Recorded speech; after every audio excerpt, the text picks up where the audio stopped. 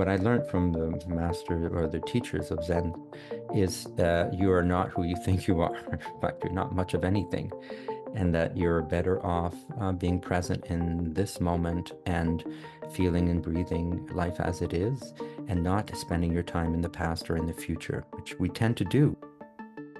This is Collapse Club. I'm David Baum in Seattle. My guest is Claude Schryer, a sound artist and community organizer from Ottawa, Ontario, in Canada. Claude is the author of a newsletter called A Calm Presence and a podcast called Conscient. We talked about the role of art and artists in responding to collapse. We spoke on May 28th, 2024. Where do you think we are on the trajectory of collapse? Well, David, to be frank, I've only become collapse accepting a few weeks ago. I'm 64, I'm retired, I've done a lot of things. Collapse aware, I'd say I've been for a while because even as a child, it didn't feel right, the things that were going on. But in terms of collapse, the science, unfortunately, is often right. Of course, science isn't all the knowledge bases we have, but that's one of them. Others are just looking at feeling what's around us. They're the dying off of species and the floods and the fires here in Canada. There's wildfires every summer now. And so the new normal is extremely troubling and difficult to accept. But once you do, and this is where the work of Jem Bendel and many others has helped me, is you get into a headspace of less panic and more of a connection with what's really going on. And what I tell my children is that you were born at a very fortunate time. The world has still many wonders, but it's going to get more difficult in some ways in the future for future generations.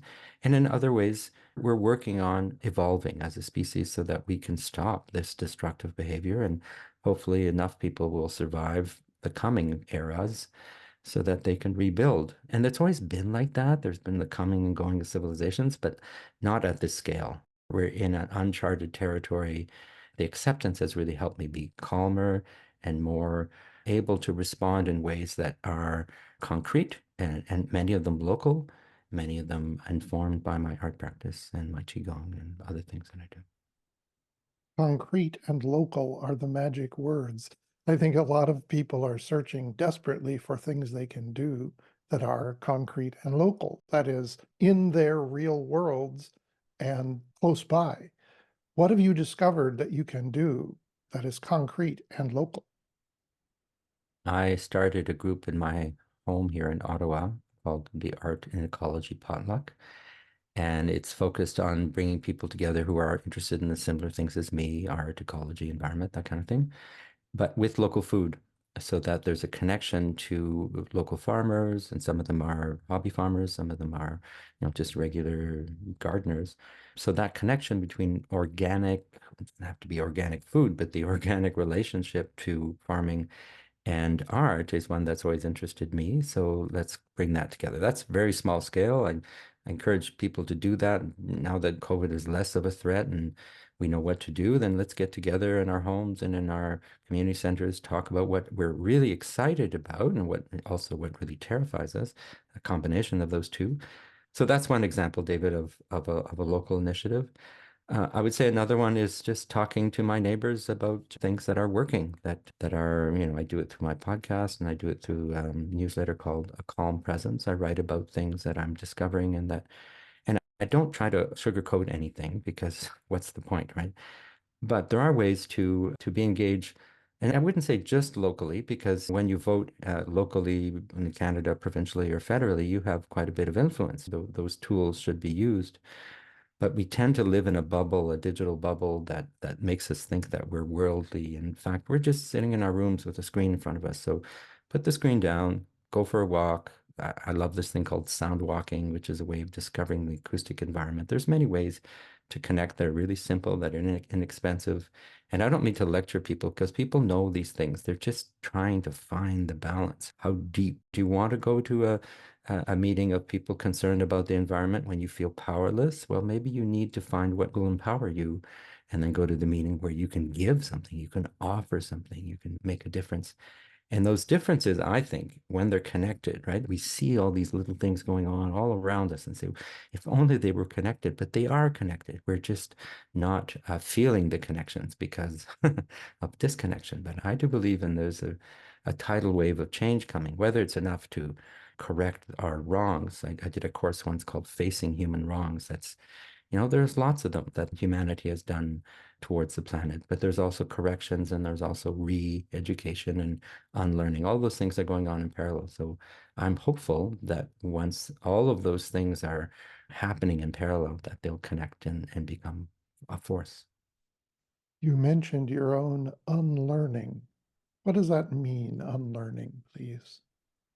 It's a term I was introduced to a while ago, and I've kind of used it in my own context. It's relatively easy to learn because there's so much information around knowledge. You read, you see a film, you learn. To unlearn is to let go of patterns of behavior and of education, so things that we know are problematic, like it's okay to just consume, it's okay to do all kinds of things that are not. So to unlearn them is to leave room in your psyche or in your mental space to learn other things in a new way. So for me, it's letting go of ways of knowing and which then creates space for other ways. That's basically how I think of unlearning. It's not like eradicating everything or starting from scratch. We can't do that. But there are certain ways that we've learned to be that are problematic. So just let them go and unlearn them. Does this relate to your Zen practice, which I think maybe from my knowledge of it has to do with letting go of a preconceived idea of oneself? Are these ideas connected? Well, yes, they are. I'm not an expert in Zen. I did practice for 10 years. I don't have a daily practice anymore, but what I learned from the master or the teachers of Zen is that you are not who you think you are. In fact, you're not much of anything, and that you're better off being present in this moment and feeling and breathing life as it is, and not spending your time in the past or in the future, which we tend to do. We tend to worry about the past and feel guilty, and sometimes there's merit in that, but to linger about the past or the future is not as healthy and as grounded as being in the present and not worrying about your possessions, not worrying about what you've accumulated or who you are, and just being a good person, a good living being. You don't even have to be a person. You can just be a breathing entity on this planet for a very short period of time. What do you want to do with that time? I think that's a key question. I listened to your first podcast episode and your most recent podcast episode, Mhm. and you referred to a sound walk. What is a sound walk? What do you do? What's it for? It's basically it's a type of sound meditation where you will walk alone or with others and really pay attention to everything that's in the sound environment in ways that you might not normally. So, for instance, the rumble of the highway, you would say, well, is there beauty there? What's actually going on? Does it go up and down? And then how does that connect to the birds? And how many birds are there today? And it just goes on and on like that as you discover or rediscover your immediate sound environment. And you can also play with it. You can interact with it. Say, I'm going to go to a children's play area and hit or be interact with the environment. So there's many ways of doing it, but the basic premise is I am going to pay attention to what's around me, and I'm going to be much more aware of its relationship to me. What are these sounds? What sounds am I projecting out? And what sounds are around me, and all of those connections. It just has a wealth of information and the ability to make you much more mindful and caring of what's around you. Your newsletter is called A Calm Presence. And I think that phrase has a very particular meaning for you. Could you explain what that's about? Yes, there's a podcast by an American Buddhist or Dharma teacher named Catherine Ingram. She does a lot of things, but one of them is a podcast called In the Deep. And I've been listening to her for years, and we interact once in a while. And I was talking about my anxiety with the climate emergency, and then she used a term, a calm presence for those who are frightened by the ecological crisis.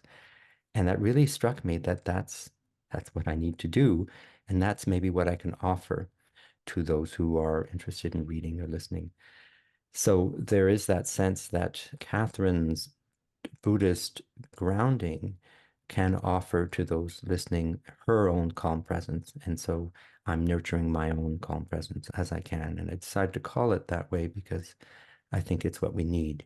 Not saying the presence of me, but just the presence of each other, relatively calm, aware, action oriented. But the calmness really helps us see the larger picture and not panic, because panic is not very helpful, though there are moments of that are necessary. So I write about things I've read or I'm experiencing. And some people find that useful because they're in that space, and others are ahead of me and some are behind, so to speak. But it's a way of contributing to helping people understand issues and what to do about them. Your podcast is called Conscient. What do you do on the podcast and what's it for? I started it in the spring of 2020 at the beginning of the pandemic as a way to talk to artists about their work in and around the ecological crisis. So that's the general mandate. And I have one in French, one in English. And I talk to artists and I try to have conversations about what they're doing, how they think art can help address some of these complex issues. I often talk about the role of art historically, what they believe art could do more of. How can the arts community in Canada and around the world be more engaged in specifically the climate emergency, but all of the interrelated issues as well. So yeah, it's a way of like we're doing now, talking, learning, exchanging. Sometimes it'll be about a specific project that somebody is doing, and sometimes it's just a conversation about how they're feeling and how they think their work as artists can contribute to.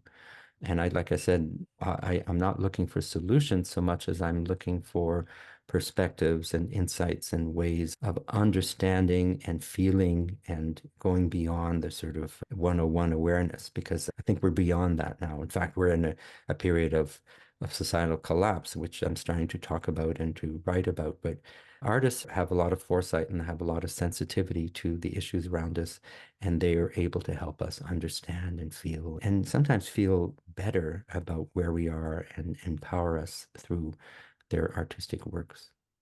Would you have any advice or counsel for people who are just becoming aware of how serious our problems are and how close we are to collapse?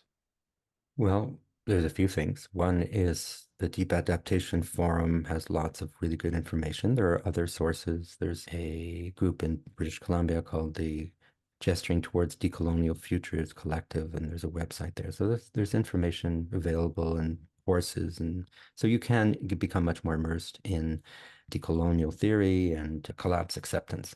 But you have to be ready for it, and that's the tough thing.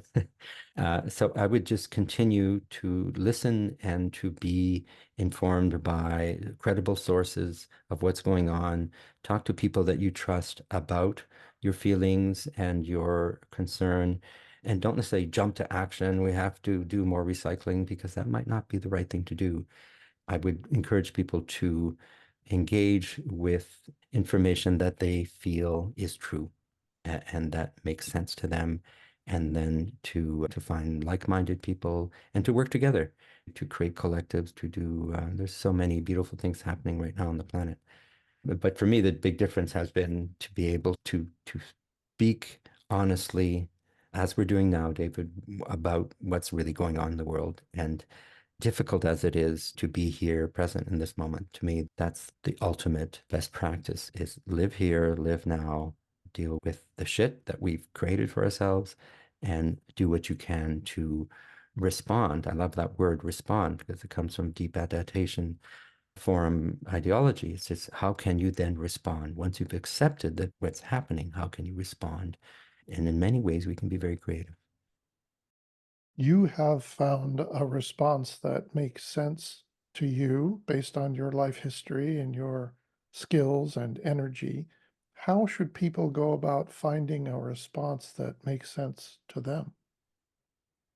Well, depending on what their skill set is and where they live, there might be tremendous need for their skill sets depending on the circumstances. I think if you just reach out and say, how can I help? These are my skill sets. That's sort of what I did. I said, what can I do? Well, I'm a sound person, so let's learn about podcasting. Let's learn about journalism, and let's make a go at it. I've seen so many people do extraordinary things simply because they feel the energy, they feel connected to something that they have a strong skill set. And then to be vulnerable to say, look, this part of it I don't know how to do, and then you reach out and somebody helps you and you help them, and all that interconnectivity. It starts by reaching out and offering, and then being humble as you learn, and then the rest of it just sort of happens naturally. That was Claude Schryer on Collapse Club. You can find links to his newsletter, A Calm Presence, and his podcast, Conscient, in the show notes. Here at Collapse Club, we offer 3 meetings a week where we talk about our experience of collapse. If you feel alone with your knowledge of collapse and need people to talk to, please visit our website at collapseclub.com and sign up for our newsletter. We look forward to seeing you. I'm David Baum in Seattle. Until we meet again, farewell.